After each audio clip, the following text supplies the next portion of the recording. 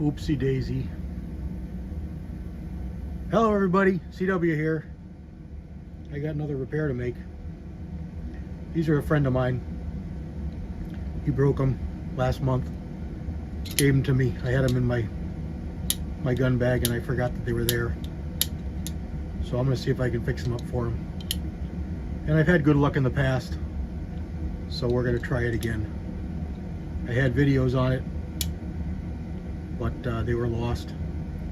So let's make a new one. This is not really steel. It's a cast material. At least it looks it. And it's very crystallized. It's got a content in it, probably a lot of iron in it. So it's not going to be something that welds very easily, although, as I said, I've had good luck.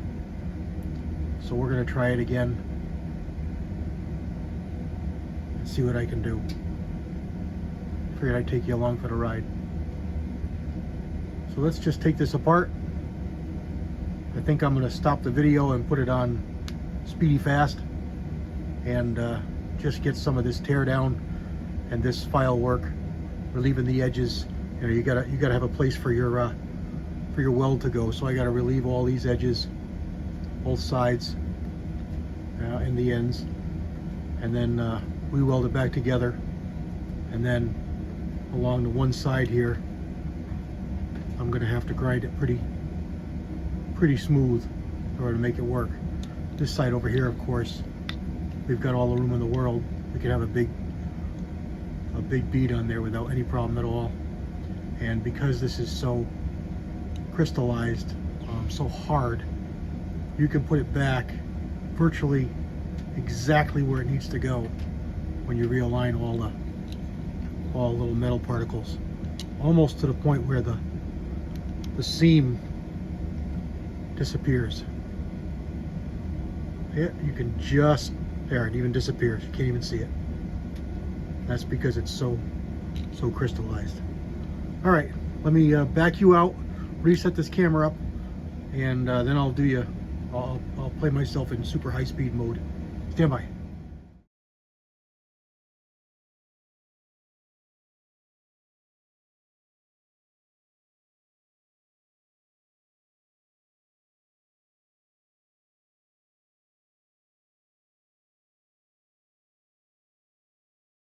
All right, I did that really quick on the video.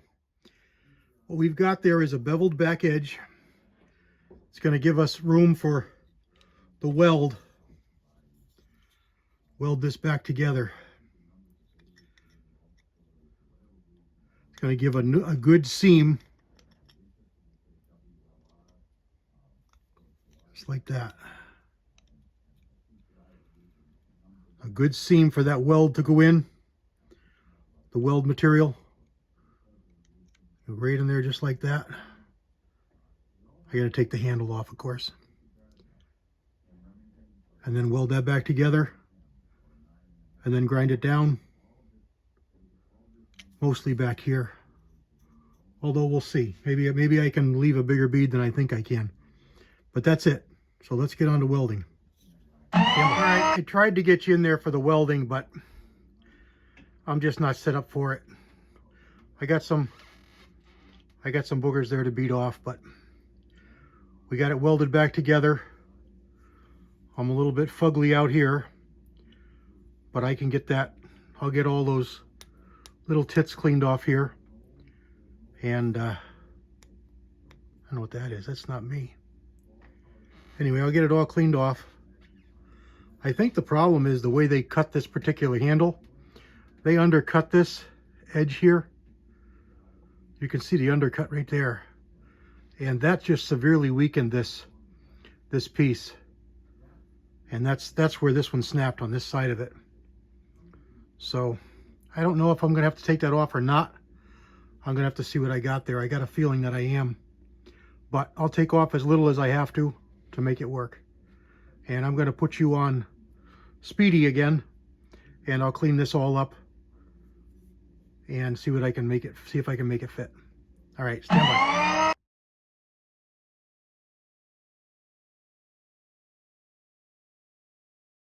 And there we go. It didn't require very much at all.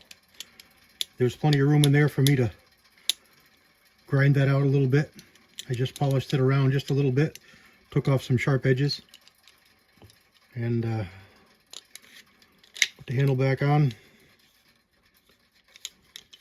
And there we go.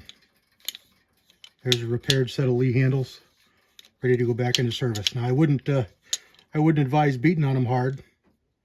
They are they're not great, but they will work. I like to tune them up and get them as tight as I can until they start to bind.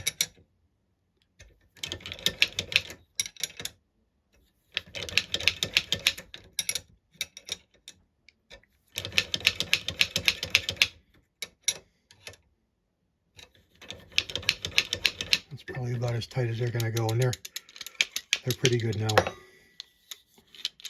They're good for another couple castings. I think I'm going to drill these for them and pin these two handles on. It's starting to crack right there. Maybe I'll just epoxy them on. Then I can show you how I epoxy these. All right, let's get back over to the grinder. All right, remove your handles. What you're going to do is you're going to grind some grooves in each of these corners. They don't have to be even, they don't have to be look pretty, they just have to be grooves, notches. And the reason for them is the epoxy that we put in here is going to fail because of heat. The heat in these handles will destroy that epoxy eventually. But it will still hold, it'll still have some power to it. So if we cut grooves in here and then slather this up with epoxy, both of these tendons, these handles, and then put epoxy in those handles, and then slide those handles on, that epoxy will have all kinds of angles and corners to grab onto to lock this handle on. So even though the bondingness, the bonding part of the epoxy will fail because of the heat, it won't fail on the wood, it'll fail on this. But because of the angles in here, it'll still lock it right on. It probably will eventually come off, but it will last quite a while. So let's get some grinding in there. Let me get my glasses on and let's get some grinding done here. I'll do you in fast because you don't need to see this in slow motion. It's just grinding. And there we go.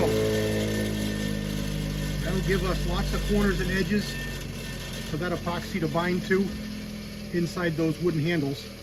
So when it does fail because of the heat, it will still hold the handles on.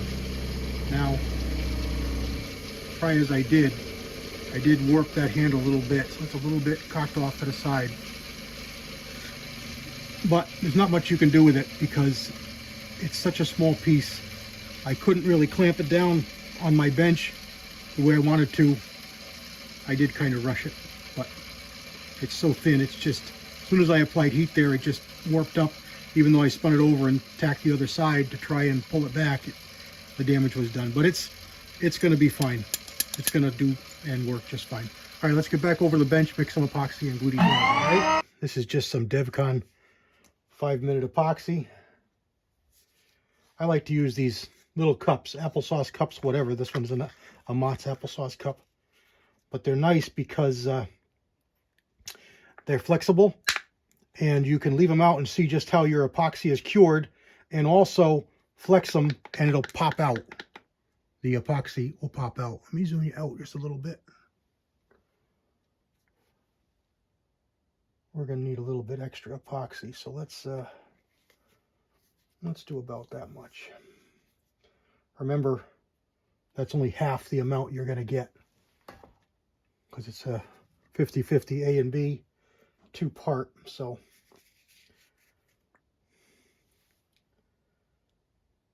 if you mix an ounce of one, you mix an ounce of the other for a total of 2.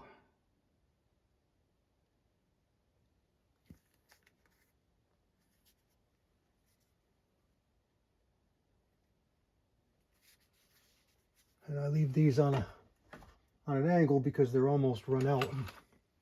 I got a piece of an old cleaning rod here, a 17 caliber cleaning rod, and it makes for a nice tool to mix up epoxy. And I do mix a lot of epoxy. Which reminds me, I got to get some more because I got Julio coming over to do pillar bedding job on his new stock. And I'm going to need some more epoxy, so I'll stop at the hardware store after therapy tomorrow. Here, 5-minute epoxy, so don't go too crazy, but you want to make sure you get it all mixed up good. All right, so let's get a good dollop on there. Get it down inside the handles and make sure we've got it in the handle good. And let's get another dollop on here. Not quite as much because we're going to make a mess. And let's put it on this one. And you just want to make sure that you've got those grooves that you cut. You want to make sure you've got epoxy in those. And you can always put more on. I mean, you can always mix more for the second handle. So don't skimp. It's going to run out and you're going to get a little bit extra to put on the next handle anyway. When you put this on. See it? I didn't catch it, but there it is. We're going to spin this the other way so that the epoxy runs in on this one. I'm getting a little frustrated here. Okay, that'll work. All right, the same thing on this one. Let's get a little bit of a dollop of epoxy, and looks like we're going to have enough. Get a dollop of epoxy on here. Get it down inside this handle. And get it all mixed around, get it on all sides. All right, set this aside. Get some more epoxy. Looks like we're going to have just enough. Can you see what I'm doing? I think you can. Maybe just to tip you down just a little bit. Whoops, making a mess on my floor. I wish this was just a little bit more gel-like.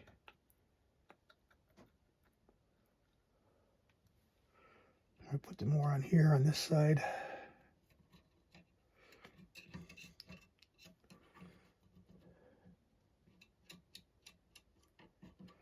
And I think I've got not as good on this angle, so I'm going to put a little more in this handle and let it squish on out.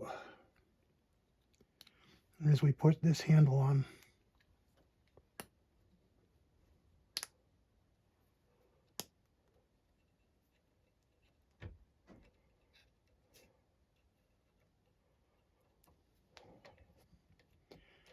now we're going to set these handles up, standing up, because we don't want this epoxy to run down into our